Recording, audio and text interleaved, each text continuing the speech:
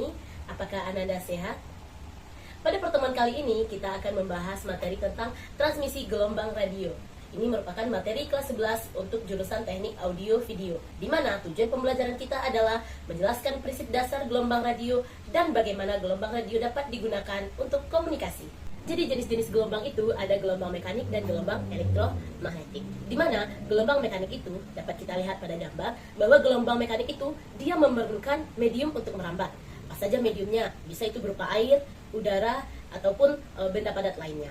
Kemudian contohnya apa saja? Seperti gelombang suara yang merambat melalui udara, kemudian ombak di lautan yang merambat melalui air. Yang kedua adalah gelombang elektromagnetik. Gelombang elektromagnetik tidak memerlukan medium untuk merambat dan dapat bergerak melalui ruang hampa. Contohnya gelombang radio, gelombang mikro, cahaya tampak, sinar UV, sinar X, sinar gamma, dan lain sebagainya. Jadi, apa sih itu gelombang radio? Gelombang radio adalah jenis radiasi elektromagnetik yang memiliki frekuensi yang rendah. Gelombang radio dapat dipancarkan dan diterima oleh antena. Jadi gelombang radio ini adalah dasar dari semua teknologi nirkabel modern, dari radio, televisi, hingga jaringan seluler, dan mungkin yang sering kita gunakan seperti wifi. Jadi pada dasarnya, gelombang radio itu dihasilkan oleh getaran elektron. Getaran elektron menghasilkan medan listrik dan magnet yang menyebar keluar sebagai gelombang. Gelombang ini bergerak dengan kecepatan cahaya. Jadi kita lihat getaran elektron itu adalah pergerakan elektron dalam konduktor yang kemudian menghasilkan medan elektromagnetik yang merambat sebagai gelombang radio. Kemudian kita lihat frekuensi, di mana frekuensi gelombang radio menentukan sifat gelombang seperti kemampuan menembus material dan jangkauannya. Jadi frekuensi itu adalah terdiri dari satu frekuensi gelombang itu terdiri pada gambar kita lihat itu ada satu bukit dan satu lembah. Itu merupakan satu frekuensi. Kemudian kita lihat panjang gelombang. Jadi panjang gelombang ini dilambangkan dengan lambda. Seperti di gambar, panjang gelombang itu adalah jarak antara dua puncak atau lembah. Jadi dua puncak atau dua lembah itu merupakan panjang gelombang yang bertujuan untuk menentukan jenis informasi yang dapat dibawa oleh gelombang tersebut. Kemudian kita lihat pada gambar ini itu ada antena. Jadi antena itu ada dua, ada antena penerima dan ada antena pemancar. Dimana jika dia antena penerima, maka dia mengubah gelombang radio menjadi sinyal listrik. Dan sebaliknya, jika dia pemancar, dia akan merubah sinyal listrik menjadi gelombang radio yang kemudian dipancarkan.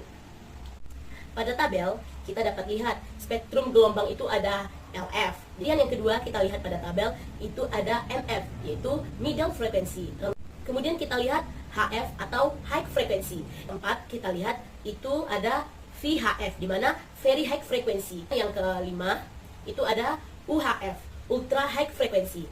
Yang keenam, kita dapat lihat itu SHF atau super high frequency. Di mana yang terakhir, itu kita lihat ada EHF. Di mana EHF ini adalah extremely high frequency. Itulah spektrum gelombang radio dan pemakaiannya di mana saja. Kita lihat aplikasi gelombang radio dalam komunikasi. Jadi gelombang radio ini dapat dipakai dalam beberapa komunikasi seperti penyiaran. Untuk penyiaran, gelombang radio dimanfaatkan dalam radio dan televisi. Itu mereka memanfaatkan gelombang radio untuk mentransmisikan program audio dan video ke penerima yang berada di tempat yang jauh. Kemudian untuk jaringan seluler, ponsel menggunakan gelombang radio untuk berkomunikasi satu dan yang lainnya dengan menara seluler. Jadi dengan gelombang radio yang ada tower yang kita kenal sebagai tower itu, dia memanfaatkan gelombang radio agar kita bisa menangkap sinyal dari provider yang kita miliki. Kemudian wifi itu memanfaatkan gelombang radio untuk menghubungkan perangkat nirkabel ke internet dan jaringan lokal lainnya.